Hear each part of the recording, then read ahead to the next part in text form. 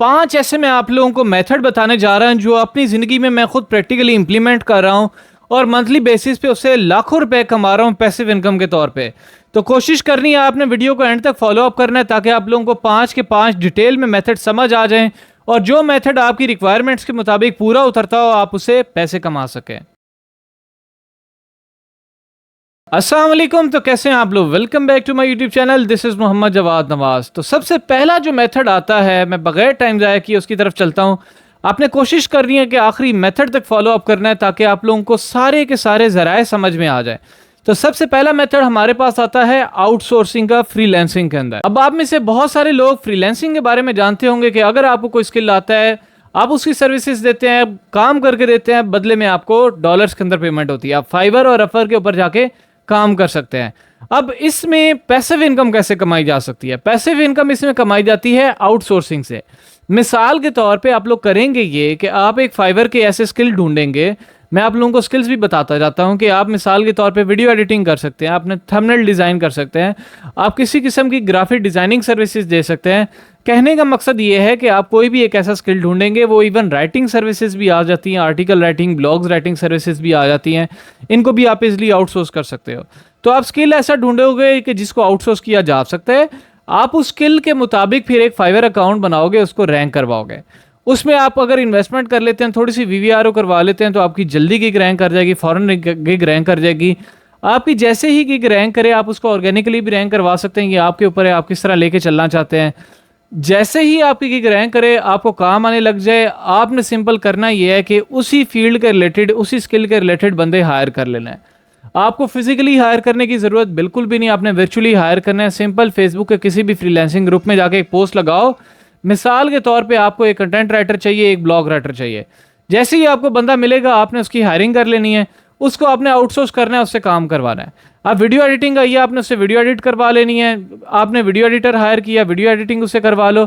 आपने blog writer higher किया, वैसे ब्लॉग राइटिंग करवा लो। मीन्स ये है कि आपने जिस चीज़ के रिलेटेड अकाउंट बनाया है, जिस सर्विसेज के रिलेटेड बनाया है, उसी के रेलिवेंट आपने बंदा हायर कर लेना है और उसको काम देने लग जाना है। इस तरह होगा ये कि जो स्किल भी आपके पास आपको नहीं भी आता, आप उसके ऊपर ना एफर्ट लगा रहे होगे, ना टाइम लगा रहे होगे। आपके पास सिर्फ क्लाइंट डायरेक्ट ऑर्डर देके जाया करेगा। आपने उसकी रिक्वायरमेंट्स अगले किसी बंदे को देनी है कि जो आपको काम करके देगा, और आपने क्लाइंट को सिंपल सबमिट करा दिया करनी है। रिक्वायरमेंट्स लेना और सबमिट कराने में हार्डली मैं कहता हूँ अगर ज़्यादा से ज़्यादा भी लगेगा, आपका आधा घंटा लग जाएगा, इससे ज़्यादा नहीं लगेगा। सारा काम किया कराया आपको मिल जाएगा। आप थोड़ा सा कमीशन दोगे जिस बंदे से आपने काम करवाया है, और अच्छे खासे पैसे आपकी जेब में आपको बच जाएंगे। तो ये वो पैसिव इनकम का जरिया है कि जिसके अंदर आपकी लो इन्वॉल्वमेंट है, कम इन्वॉल्वमेंट है, पैसे भी आपको बहुत अच्छे मार्जिन मिल जाते हैं। मैं आपको मिसाल के तौर पे समझाऊं कि अगर आपकी जैसे जैसे फ्रीलांसिंग प्रोफाइल्स भी जिसे आप आउटसोर्सिंग कर रहे हो पुरानी होती जाएगी, आप ज़्यादा हाई वैल्यू वाला, ज़्यादा पैसों वाला ऑर्डर ले सकोगे। मिसाल के तौर पे आप $100 का अगर 2000 वर्ड लिखने का ऑर्डर ले लेते हो, तो आपको इजीली मार्केट के अंदर 5000 रुपये में 2000 वर्ड्स लिख के देने वाले बंदे मिल जाएंगे। आपने उससे लिखवा लेना है। अगर आपको लगता है कि आपको उसको एक दफ़ा पढ़ने की ज़रूरत है, किसी से चेक करवा लो, 2 बंदों से चेक करवा लो, अच्छा से रिफाइन करके उसको सेंड कर दो। आपका ज़्यादा से ज़्यादा खर्चा कितना आएगा? आपका ज़्यादा से ज़्यादा खर्चा 5-6 हज़ार, 7 हज़ार, मैं कहता हूँ 10 हज़ार आ जाएगा। लेकिन आपने अगर क्लाइंट से $100 लिए हुए हैं, $20 फाइवर ने रख लिए, $80 तब भी आपके पास हैं। $80 को अगर आप लोग कन्वर्ट करें तो 20,000 बन जाते हैं।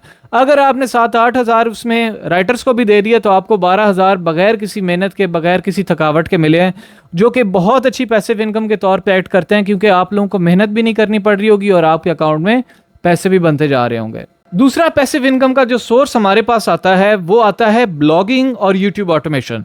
मैंने इन दोनों को एक ही कैटेगरी के अंदर रखा है क्योंकि ये कंटेंट क्रिएशन के अंदर आते हैं। आप देखें, हर बंदा जानता है दुनिया का कि ब्लॉगिंग एक ऐसी चीज़ है जो आपकी जनरेशनल वेल्थ भी जनरेट करती है और ऐसी वेल्थ जनरेट करती है जो टाइम बाय टाइम चलती जाती है। मिसाल के तौर पे एक अच्छा आर्टिकल पब्लिश किया हुआ रैंकिंग के अंदर आ जाए, उस पर ट्रैफिक आने लग जाए, सारी ज़िंदगी या कम से कम 5-6 साल उसकी ट्रैफिक आती रहेगी, आपके अकाउंट में पैसे बनते रहेंगे। उसी के कंपैरेटिवली यूट्यूब ऑटोमेशन में ये होता है कि जो ऐसी वीडियोस बनाई जाती है जिसमें कोई इंसान खुद सामने नहीं आता, मुख्तलिफ एआई सॉफ्टवेयर्स को यूज़ करके, एआई टूल्स को यूज़ करके वीडियोस जनरेट की जाती हैं, उनको अपलोड किया जाता है। यूट्यूब ऑटोमेशन के अंदर भी अगर आप लोग यूट्यूब सर्च की कैटेगरी को टारगेट कर लेते हैं, उसमें आपको ये होगा कि आप हाउ और व्हाट के रिलेटेड वीडियोस बनाओगे, ये काम कैसे किया जाता है, वो काम कैसे किया जाता है। उसमें भी जिस बंदे की वीडियो रैंक होने लग जाएगी, सर्च में आने लग जाएगी, ताहयात उस पर व्यूज़ आते रहेंगे और आप लोगों को इनकम जनरेट होती रहेगी। अब ये काम होता है बहुत ही मुश्किल, इसमें बहुत सारा टाइम आपको लगता है आर्टिकल अच्छे से ऑप्टिमाइज करने में, वेबसाइट बनाने में, वेबसाइट को मेंटेन करने में। साथ में अगर यूट्यूब ऑटोमेशन करते हो, पहले आप उसकी स्क्रिप्ट लिखते हो, ऑडियो जनरेट कराते हो, वीडियो जनरेट कराते हो, कंपाइल करते हो, अच्छी सी एडिटिंग करते हो, तब जाके आप उसकी एसईओ करके अपलोड करते हो। बड़ा ही हेडेक वाला काम है।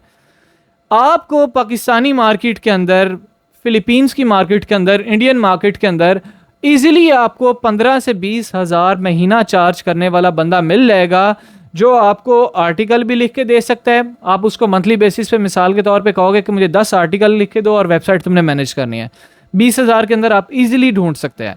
आप 20,000 के अंदर एक यूट्यूब मैनेजर भी ढूंढ सकते हैं। आप अगर ढूंढना चाहें तो 20 से 25,000 के अंदर यूट्यूब मैनेजर आपको मिल जाएगा, जो आपको यूट्यूब ऑटोमेशन की वीडियोस भी बना के दे सकता है, साथ में आपके चैनल पे सिंपली अपलोड भी कर दिया करेगा। अगर आप लोग अपना बजट अच्छा रख लेते हैं, म्यारी रख लेते हैं, तो आपको ज़्यादा अच्छे किस्म के फ्रीलांसर मिलेंगे, जिनसे ज़्यादा अच्छी आप रिजल्ट्स की आउटपुट एक्सपेक्ट कर सकते हैं। अब मिसाल के तौर पे बहुत सारे ऐसे लोग बैठे हुए हैं, फेसबुक के ऊपर आप लोग जाकर मुख्तलिफ ग्रुप ज्वाइन करें, गूगल एडसेंस के रिलेटेड जो अर्निंग कर रहे हैं, हराम तरीके से नहीं, CPM से नहीं, जो ऑर्गेनिक वे में अर्निंग कर रहे हैं। बहुत सारे ऐसे लोग हैं पाकिस्तानी जिनको अच्छी on page of page SEO करनी आती है। वो ब्लॉगर वेबसाइट्स बनाते हैं स्क्रैच से, अच्छी कीवर्ड रिसर्च करके, अच्छी नीश ढूंढ के उसके रिलेटेड आर्टिकल्स डालते हैं, रैंक करते हैं, और तकरीबन 3-4 महीने के अंदर अंदर ही उनकी इनकम स्टार्ट हो जाती है। यूट्यूब ऑटोमेशन के भी देख लो कि बहुत सारे ऐसे लोग बैठे हुए हैं कि जिनको अच्छा काम आता है। वो मंथली बेसिस पे जनाब साहब 2-4 वीडियोस डाल लेते हैं और उनके बड़े अच्छे रेवेन्यू जनरेट होते रहते हैं, या वो डेली बेसिस पे भी वीडियोस डालते हैं और वो खुद उन्होंने बड़ा अच्छा उनका काम स्टार्ट किया हुआ है। आप ऐसे लोग भी ढूंढ सकते हैं, वो रिलेटिवली आपको ज़्यादा पैसे चार्ज करेंगे। मिसाल के तौर पे वो कहेंगे कि हम 50,000 आपसे महीने का लेंगे, हम आपके चैनल के ऊपर 30 वीडियोस डालेंगे और 20,000 जो एक्स्ट्रा है वो हमारा मैनेजमेंट का होगा, 1,000 रुपये हम आपसे पर वीडियो का लेंगे। ये जस्ट मैं आपको एग्जांपल ले रहा हूँ। इतनी रेंज में इजीली आपको बहुत अच्छे अच्छे लोग मिल जाएंगे जो आपको ये काम करने के ऊपर अग्री कर जाएंगे। आप उनके साथ मुख्तलिफ किस्म के टर्म्स एंड कंडीशन साइन कर सकते हैं। मिसाल के तौर पे आप शुरू में फ़ंड भी कर रहे होंगे, लेकिन जब अर्निंग स्टार्ट हो जाएगी तो आप पैसे देना बंद कर देंगे, जो चार्जेस है मंथली फ़ी है वो देना बंद कर देंगे। उसमें फिर आप रेवेन्यू शेयरिंग की बेसिस पे आ जाएंगे, 50% 40% बेसिस पे, 60-40 की, 50-50 की। वो आपकी उसके साथ अंडरस्टैंडिंग है, आप उसको जितनी उसके साथ एक नेगोशिएशन कर सकते हैं, एक उसके साथ डील कर सकते हैं, वो आपके ऊपर है। इसी तरह वेबसाइट वाले का भी आप कर सकते हैं। मिसाल के तौर पे एक अच्छे डेवलपर या एक अच्छे ब्लॉगर को हायर करें कि जिसको वेबसाइट रैंक करवानी आती हो, आप उसके साथ डील कर लें, मैं मंथली बेसिस पे तुम्हें 30,000 40,000 दूंगा, मुझे ये इस टाइप के रिजल्ट चाहिए। आपको खुद नहीं आती अगर ब्लॉगिंग, तो आप किसी को रिक्वेस्ट करके पर मंथ बेसिस पे उसका ऑडिट करवा सकते हैं और दिखा सकते हैं कि यार ये जो तुमने काम किया है, ये अगर इस तरह कर लेते तो ज़्यादा अच्छी रैंकिंग मिल जाती। मिसाल के तौर पे आप किसी भी मार्केट में किसी अच्छे बंदे को 5-6 हज़ार दो, वो आपकी पूरी वेबसाइट का ऑडिट आपको करके देगा कि इसमें कीवर्ड रिसर्च अच्छी नहीं है, बैकलिंक्स अच्छे नहीं लगे हुए, on page of page SEO के अंदर क्या मसला है, वो आपको बता देगा। जो आपने बंदा हायर किया हुआ है उसको बताओ कि यार ये तुम अच्छे से काम नहीं कर रहे, उसको अच्छे से करवाओ। काम आप उससे शुरू में करवाओगे, एक डायरेक्शन मिल गई, तो उसके बाद सारी ज़िंदगी आपने बैठ के खाना है, आपके पैसे ख़त्म नहीं होंगे। जितनी मज़े की ट्रैफिक, जितनी मज़े की इनकम आपको गूगल एडसेंस से मिलती है, मतलब ये कि आपको ब्लॉगिंग वगैरह से मिलती है। आप देखें आपकी ब्लॉगिंग के अंदर वेबसाइट रैंक कर गई है, स्पॉन्सरशिप से भी आप पैसे कमाओगे, आप गूगल एडसेंस से भी पैसे कमाओगे। आप और कोई ऐड का जो प्लेटफॉर्म है एड्स का लगाना चाहते हो, लाइक एड्सटेरा, वो लगाओगे, आप उससे भी पैसे कमा सकते हो। आप सिंपली यूट्यूब ऑटोमेशन का काम करते हो तो आप स्पॉन्सरशिप से भी बहुत सारे पैसे कमाओगे, आप यूट्यूब एडसेंस से भी पैसे कमाओगे। कहने का मकसद ये है कि ये भी वो इतनी अच्छी पैसिव इनकम की फील्ड है, ये वो चीज़ है कि जिसको अगर आप 1 साल कंटिन्यूस दे दो तो आपको बहुत ज़्यादा बहुत अच्छे पैसे बना के देगी। आपकी इन्वॉल्वमेंट शुरू के अंदर रिक्वायर्ड होगी, क्योंकि आपने सिर्फ एक बंदा हायर करना है और उसको आपने मंथली बेसिस पे ओवरऑल चेक करना है कि वो बंदा काम ठीक कर रहा है कि नहीं। आप खुद चेक नहीं कर सकते, आपके पास पैसे अच्छे हैं, मतलब मिसाल के तौर पर आपका मंथली 50-60 हज़ार आप इन्वेस्ट कर सकते हो, तो आप मार्जिन रख लो कि 4-5 हज़ार आपने मंथली बेसिस पे किसी अच्छे बंदे को, जो बंदा पहले इस चीज़ से पैसे कमा रहा है, उसको देके ऑडिट करवा लेना है, ताकि आपने जो बंदा हायर किया हुआ है, फ्रीलांसर हायर किया हुआ है, आप उसको गाइड कर सको कि भाईजान इस तरह काम करो, इस तरह ज़्यादा अच्छे से काम होगा। शुरू में आपको थोड़ी बहुत खपत लेनी पड़ेगी, बहुत ही थोड़ी बहुत लेनी पड़ेगी, लेकिन आपकी बहुत अच्छा रेवेन्यू स्ट्रीम बन जाएगी और एक टाइम आएगा कि आपको इसके अंदर पैसा डालना भी नहीं पड़ेगा और वो आपको खुद ब खुद ही पैसा बना के दे रही होगी। साथ हमें आपकी वेबसाइट भी पैसा बना के दे रही होगी। अगर यूट्यूब चैनल पे जाते हो, यूट्यूब ऑटोमेशन पे जाते हो, तो वो भी आपको पैसा बना के दे रही होगी। थर्ड नंबर पे जो हमने पैसिव इनकम के रिलेटेड चीज़ रखी है, देखें पैसिव इनकम का मैं नाम लेता हूँ तो ये ई कॉमर्स वाली चीज़ सबसे मेरी फेवरेट है, वन ऑफ द फेवरेट चीज़ आती है। इसके अंदर कुछ लोग आपको मशवरा देंगे कि एक वीए को हायर कर लो और उससे स्टोर लॉन्च करा लो। वो बेसिकली काफ़ी ज़्यादा रिस्क फैक्टर होता है। मैं ज़्यादा उस चीज़ के हक़ में नहीं हूँ। आपने अगर इस चीज़ के अंदर आना है, आप ई कॉमर्स के अंदर आओ पैसिव इनकम के तौर पे, उसके अंदर अपने कनेक्शंस बढ़ाओ। कनेक्शंस ये बढ़ाओ कि देखो कि कौन कौन लोग फिर for example drop shipping business कर रहे हैं, एफबीए कर रहे हैं, एफबीएम कर रहे हैं, अमेजोन पे काम कर रहे हैं, शॉपिफाई, ईबे, कहीं पे भी, वॉलमार्ट पे काम कर रहे हैं, इवन दराज के ऊपर काम करें। आप देखें लोग, आप सिंपल हैशटैग दराज सर्च करें तो आपको बहुत सारी ऐसी फेसबुक के ऊपर प्रोफाइल्स मिल जाएंगी जो लोग दराज के ऊपर काम कर रहे हैं और वो मंथली बेसिस पे, वीकली बेसिस पे 2-2 लाख, 3-3, 4-4 लाख कमा रहे हैं। आपने करना ही ये कि उनके साथ कनेक्शंस बिल्डअप करना है। कनेक्शन ऐसे कि उनको फ्रेंड रिक्वेस्ट सेंड करो, उनके साथ रेगुलर बेसिस पे इंगेज करो, एक ट्रस्ट बिल्डअप होगा। साथ में आपको भी पता लग जाएगा कि ये बंदा किस मेयार का है, किस तरह का है। आपने सबसे पहले एक वाइज बंदा चूज़ करना है कि जो ई कॉमर्स कर रहा हो और थोड़े बहुत, ज़्यादा नहीं, ज़्यादा कर रहा हो, पैसे कमा रहा होगा तो वो आपको मुँह नहीं लगाएगा। थोड़े बहुत वो पैसे कमा रहा हो, ठीक है। जब थोड़े बहुत पैसे कमा रहा होगा, आपको इस चीज़ की यकीन दहानी हो जाएगी, तो आपने उसको एक प्रपोजल भेजना है। प्रपोजल ये भेजना है कि मिसाल के तौर पे अगर तुम्हारा दराज का स्टोर है, हम इसको एक्सपेंड कर सकते हैं। एक्सपेंड ऐसे कर सकते हैं कि अगर तुम्हारी इसमें इन्वेस्टमेंट 10,000 हुई है तो ऐसा करो कि मैं तुम्हें 30,000 देता हूँ, तुम इस चीज़ को एक्सपेंड करो। नई प्रोडक्ट लॉन्च करनी है वो कर लो, पहले वाली की इन्वेंट्री बढ़ा के ज़्यादा एड्स चलाना शुरू कर दो, जैसे करना है कर लो। इतने में पैसे इन्वेस्ट करूँगा, बदले में मुझे 10% अपने जो स्टोर है उसका शेयर दे दो, इक्विटी दे दो। अब वो बंदा आपके साथ, बहुत सारे केसेस में 10 में से आपके साथ 7-8 बंदे अग्री लाजमी कर जाते होते हैं।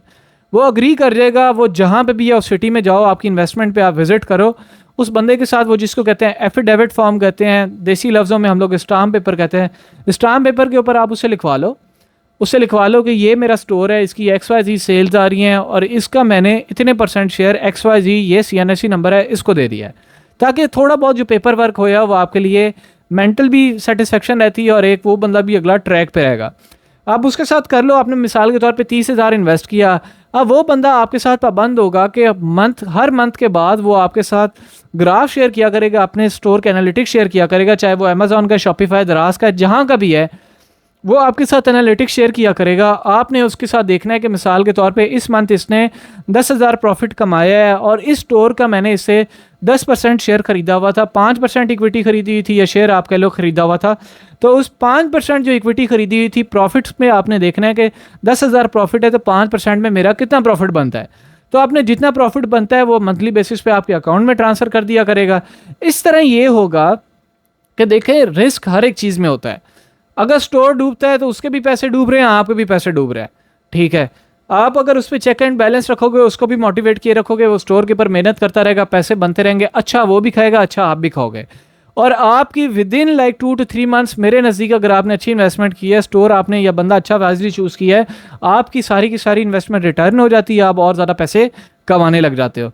इसमें सबसे वाइज तरीका ये होता है कि जितने भी मैंने पैसिव इनकम के सोर्सेज बताए हैं, पैसिव इनकम की तरफ जब भी आओ, एक सेपरेट बैंक अकाउंट बनाओ, उसके अंदर आप लोगों ने अपनी जितने भी पैसिव इनकम के, मिसाल के तौर पे ये फंड्स हैं कि जो मैं पैसिव इनकम के तौर पे इन्वेस्ट करना चाहता हूँ, वो सारे के सारे फंड्स हमेशा आपने सिर्फ उसी अकाउंट में रखना है। अब जब आपने वो सारे के सारे फंड्स इन्वेस्ट कर दिए हैं, जो प्रॉफिट्स आएंगे उससे, वो भी आप लोगों ने सिर्फ उसी बैंक अकाउंट के अंदर रखना है। और उस बैंक अकाउंट के ATM को, मोबाइल ऐप को हमेशा के लिए बंद कर दो, आपने उससे पैसे नहीं निकलवाने। तो मिसाल के तौर पे आप लोगों ने 40,000 इन्वेस्ट किया था और आपको मंथली बेसिस पे 1,500, 2,000, 3,000, 4,000, 5,000 आ रहा है, तो वो आपके उसी अकाउंट के अंदर जमा होता जाएगा। जब जमा होता जाएगा, आपने साल बाद या 10 महीने बाद, 9 महीने बाद, आपकी बेसिकली इन्वेस्टमेंट पे डिपेंड करता है कि आपको रिटर्न कितना आ रहा है। तो अब जब आपको पता लग जाएगा कि उसके अंदर मिसाल के तौर पे आपका 1.5 लाख, 2 लाख, 4 लाख, 10 लाख, जितना भी है, 20 लाख बन गया है, अब आपको पता लग जाएगा कि अगर 1.5 लाख बना है तो मैं 1.5 लाख कहीं पे इन्वेस्ट कर सकता हूँ कि नहीं, 1.5 लाख में कहीं पे इन्वेस्ट कर सकता हूँ कि नहीं। अब आपको ये पता लग गया है तो आप फिर उस बैंक अकाउंट को खोलें, वो पैसे निकालें, 1.5 लाख, उसको किसी और पैसिव इनकम के सोर्स या उसी स्टोर के ऊपर कोई नया स्टोर बनाओ, उसके अंदर इन्वेस्ट कर लो। ऊपर जिस तरह मैंने बनाया, कोई नई वेबसाइट बना लो, यूट्यूब ऑटोमेशन का एक नया चैनल शुरू कर लो, उसके अंदर इन्वेस्ट कर लो। एक नया ये फाइवर का अकाउंट बनाओ, अब आपके जेब में पैसे भी हैं, आप उसके ऊपर VVRO कराओ, खुद ही से रिव्यू लगवाओ, जल्दी से गिग रैंक करवाओ, ऑर्डर आने लग जाएंगे, फ़ौरन से पैसे आना शुरू हो जाएंगे। कहने का मकसद ये है कि वो जो पैसा आपका आ रहा होगा उसके अंदर रिटर्न्स आ रहे होंगे, आपको प्रॉफिट्स आ रहे होंगे, उसको आपने री इन्वेस्ट करना है। हरगिज़ उसका ये काम नहीं करना कि आप लोग वो निकाल के आईफोन खरीद लो, कोई पैसे का और कहीं पे लगाना शुरू कर लो। जब तक आपके तकरीबन 8 से 10 ऐसे सोर्सेज नहीं बन जाते, आपने आईफोन और उल्टे सीधे शशकों पे पैसा इन्वेस्ट नहीं करना। देखें कि आपने एक छोटी सी चीज़ थी, उससे आपने एक एसेट बनाया जो आपको थोड़े बहुत पैसे बना के दे रहे हैं, उसी एसेट के प्रॉफिट से नया एसेट बनाओ। जब आपके 2 एसेट बन गए, दोनों मंथली बेसिस पे थोड़ा थोड़ा प्रॉफिट जनरेट कर रहे हैं, तो वो बड़ी अच्छी एक अमाउंट बन जाया करेगी पर मंथ बेसिस पे। अब वो कंपेरेटिवली बहुत बड़ी अमाउंट बना करेगी, उससे आप एक और बड़ा एसेट बना सकते हो। एक टाइम आएगा अब आपके 3 एसेट मिलके एक इनकम जनरेट कर रहे हैं, जिनको आप यूटिलाइज करके चौथा एसेट बना सकते हो। इस तरह जब आपके 8-10 एसेट बन जाएं तो आपके लिए आईफोन मैं कहता हूँ 2 दिनों में आप खरीदोगे और आपको परवाह ही नहीं होगी। जो आपकी मेन इनकम स्ट्रीम होगी उससे हट के ये आपके पास इतने ज़्यादा पैसे आ रहे होंगे, आपके लिए ये चीज़ें या आसाइशें खरीदना मुश्किल नहीं होगा। आप कार खरीद सकते हो, आप घर बना सकते हो, आप 100 काम कर सकते हो। तो ये चीज़ को याद रखना है कि चाहे आप अमेज़ॉन के ऊपर बना रहे हैं, जो मैंने आपको मॉडल समझाया, आप इस तरह इन्वेस्ट कर रहे हैं, आप वेबसाइट बना रहे हैं, यूट्यूब ऑटोमेशन कर रहे हैं, आउटसोर्सिंग वाला बिजनेस कर रहे हैं, हर एक चीज़ के अंदर आपने ये चीज़ जहन में रखनी है कि आपने उसके प्रॉफिट्स नहीं निकालने, आपने प्रॉफिट्स को री इन्वेस्ट करना है। फोर्थ जो सबसे हमारे पास एक और मज़े का मॉडल होने जा रहा है, वो बहुत ही ज़्यादा रिस्की भी है। मैं इसके बाद जो 5th मॉडल बता रहा हूँ वो तो ऑलरेडी आपके साथ डिस्कस किया हुआ है, आपने कोशिश करना है उसको भी मिस नहीं करना। लेकिन जो 4th मॉडल आता है वो आता है क्रिप्टो के अंदर आपने पैसा इन्वेस्ट करना है, या फॉरेक्स ट्रेडिंग के अंदर आप गोल्ड, प्लेटिनम और इस टाइप की चीज़ें आप खरीद लेते हैं, ट्रेडिंग के अंदर जाते हैं। अब इसके अंदर 1-2 चीज़ें होती हैं। एक होती है कि आप फ्लिपिंग करते हो, कोई चीज़ खरीदी बेच दी, खरीदी बेच दी, और दूसरा मॉडल इसके अंदर होता है आपने खरीदी और ख़रीद के रख ली। मैं बेसिकली क्रिप्टो के अंदर इन्वेस्ट करता हूँ और मेरा मॉडल ये होता है कि मैंने तो मिसाल के तौर पे मेरे पास क्लाइंट ने मेरे बड़ा अच्छा मंथली निज़ाम चल रहा था और एक इस दफ़ा मेरे पास नया क्लाइंट आया, उससे मुझे डायरेक्ट पेमेंट भेजनी है $1600 की, उससे मुझे $1600 भेजने हैं। मेरा बड़ा अच्छा निज़ाम भी चल रहा है, मुझे ऐसे पैसों की नहीं ज़रूरत। तो मैं करता ये हूँ कि उस क्लाइंट को कहता हूँ मुझे क्रिप्टो के अंदर पे करे। जब वो क्रिप्टो के अंदर मुझे पे करता है, चाहे वो मुझे इथेरियम की फॉर्म में करता है, बिटकॉइन की फॉर्म में करता है, USDT की फॉर्म में करता है, मैं जिस फॉर्मेट में भी करता है मैं उससे बिटकॉइन ख़रीद के रख लेता हूँ। अब बिटकॉइन ख़रीद लिया, वो जो $1600 मेरे बैंक के अंदर आने थे, कन्वर्ट होकर पाकिस्तानी रुपये के अंदर बन जाने थे, मैंने उसको कहीं ना कहीं पे फजूल में लगा लेना था। जब मैंने उससे बिटकॉइन ख़रीद के रख लिया, जब मेरी एक वो इनकम स्ट्रीम से साइड से हट के आया था, मुझे उन पैसों की ज़रूरत भी नहीं थी, तो उसका मैंने एक छोटा सा डिजिटल एसेट बना के रख लिया बिटकॉइन की फॉर्म में। अब वो जो बिटकॉइन की फॉर्म में रख लिया, एक बड़ी ही क्लियर अंडरस्टैंडिंग है कि बिटकॉइन, इथेरियम, सोलाना ये लोग फ्यूचर में बहुत ऊपर जाने वाले, मैं आप लोगों को बार बार बता रहा हूँ, ठीक है। आप इसकी छोटी छोटी फॉर्म में रखते रखते हो, मिसाल के तौर पे $1600 का मैंने आज खरीदा, $1600 या $1200, $800 का अगले महीने मैंने खरीद लिया। अब मैं ये अगर बड़ी अमाउंट बता रहा हूँ तो आप लोग $50 का भी खरीद सकते हो, $20 का भी खरीद सकते हो। थोड़ा थोड़ा आप लोग अगर वीकली बेसिस पे, मंथली बेसिस पे खरीदना शुरू कर दो तो आहिस्ता आहिस्ता आपकी वो थोड़ी थोड़ी वैल्यू एडअप होके बहुत ज़्यादा होती जाएगी। और जब इन चीज़ों की वैल्यूज़ ऊपर जाएंगी, बिटकॉइन ऊपर जाएगा, इथेरियम जाएगा, जो आपके अकाउंट में फ्री में फजूल में पैसे पड़े होने थे वो डबल ट्रिपल हो जाते हैं। मैंने ऐसा भी देखा है कि मैंने एक चीज़ खरीद के रखी है, मैं अब कॉइन्स मेंशन नहीं करूँगा, मैं बड़े ही फेमस सिर्फ कॉइन्स खरीदता हूँ क्योंकि मैंने ज़्यादा अमाउंट में खरीदे होते हैं। आज मिसाल के तौर पे वो $40 पे पड़ा हुआ है, तो सुबह मैं उठता हूँ तो वो $150, $300 पे पड़ा होता है। अब मिसाल के तौर पे उस वक्त वो $40 की जगह अगर मेरे पास $4000 का पड़ा होता, तो आप सोचें कि अगले दिन वो सुबह उसकी अमाउंट कितनी पड़ी होती। तो ये जो डिजिटल एसेट्स होते हैं ये बहुत अच्छे से ग्रो करते हैं, आपको मेहनत भी नहीं करनी पड़ती, आपने बस खरीद के वीकली बेसिस, मंथली बेसिस पे अपने वॉलेट को सिक्योर करके रखते जाना है। और ये आपको सालाना बेसिस पे भी बहुत अच्छे रिजल्ट देगी, मंथली बेसिस पे भी रिजल्ट देगी, बहुत अच्छे रिटर्न्स देगी। आपका काम ये है कि आपने फ्लिपिंग नहीं करनी, बार बार बेच लिया खरीदने वाला वो काम नहीं करना, आपने सिर्फ इसको होल्ड करके रख लेने और बहुत ही अच्छे इंशाल्लाह आपको ये रिटर्न्स दे सकती है। 5th नंबर पे जो सबसे ज़्यादा मुझे मज़े की चीज़ लगी है, मैं ऊपर वाली हर एक चीज़ के अंदर इन्वेस्ट करता आ रहा हूँ अल्हम्दुलिल्लाह, और मैं आपको हल्फन बताता हूँ कि ऊपर वाली सारी चीज़ों के अंदर मेरी इन्वेस्टमेंट है। और जो 5th नंबर वाली इन्वेस्टमेंट है ये मेरी दी मोस्ट फेवरेट इन्वेस्टमेंट है, और वो है NFTs के रिलेटेड।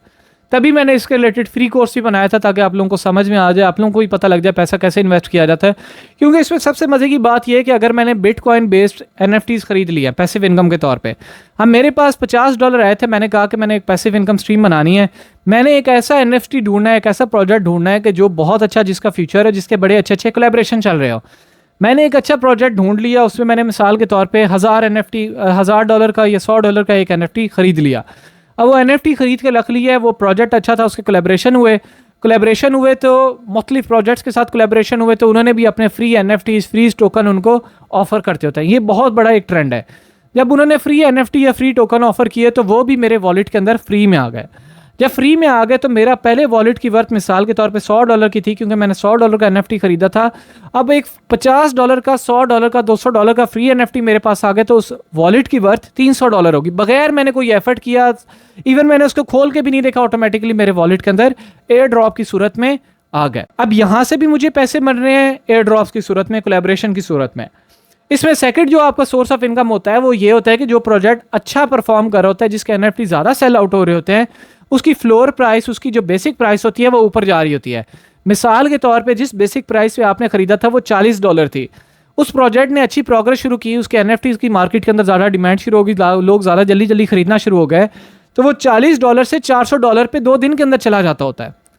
$400 के अंदर चला गया मतलब ऑटोमेटिकली आपको बहुत हाई प्रॉफिट हो गए, हाई प्रॉफिट्स हो गए। अब वो $400 पे गया, आपको प्रोजेक्ट की प्रोग्रेस से भी प्रॉफिट हो गया।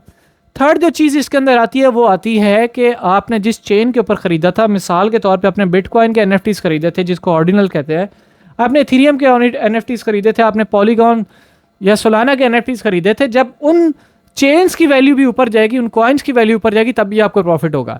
मिसाल के तौर पर मैंने 0.001 BTC का NFT खरीदा था।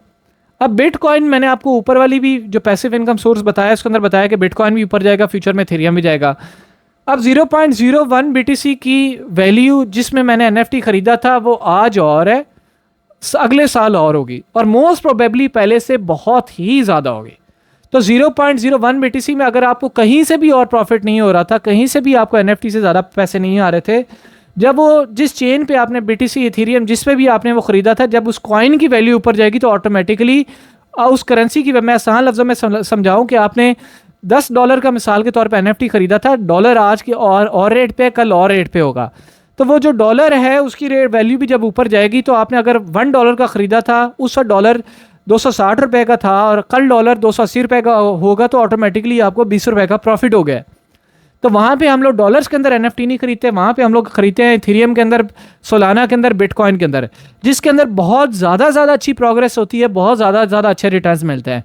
आज बिटकॉइन मिसाल के तौर पे पिछले 1-2 साल में $15,000 $17,000 के ऊपर भी गया, और आज आप लोग देख लें $60,000 पे भी खड़ा होगा, $70,000 पे भी खड़ा होगा। और मेरी प्रेडिक्शन ये है कि $100K इस साल के एंड तक क्रॉस इंशाल्लाह कर जाएगा, नहीं भी करता तो इन नियर फ्यूचर वो कर जाएगा। तो इस तरह आप लोग NFTs को होल्ड करके बहुत ज़्यादा अच्छे पैसे कमा सकते हो। तो ये थे वो 5 income sources, passive income sources जो मैंने आपको बताए हैं, और मैं आपको यकीन दहानी कराता हूँ कि अगर आप लोग इनके ऊपर तरतीब से चल लेते हो, अमल कर लेते हो, तो इंशाल्लाह आप लोग बहुत अच्छे पैसे कमाओगे।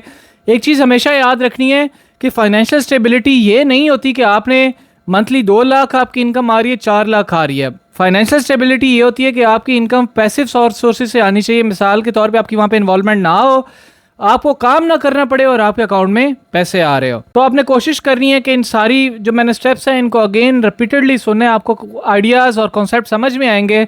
अगर आपके मज़ीद कोई भी सवालात हैं तो आप लोग कमेंट बॉक्स में मेरे से पूछ सकते हैं।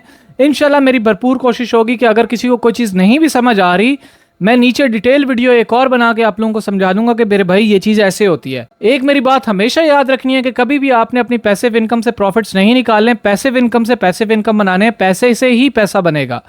तो होपफुली आपको वीडियो समझ में आ गई होगी, अच्छी लगी होगी, अपने फ्रेंड्स के साथ ज़रूर शेयर करें। इसी तरह मुझे दीजिए इजाज़त, अपना ख्याल रखिएगा, अल्लाह हाफ़िज़।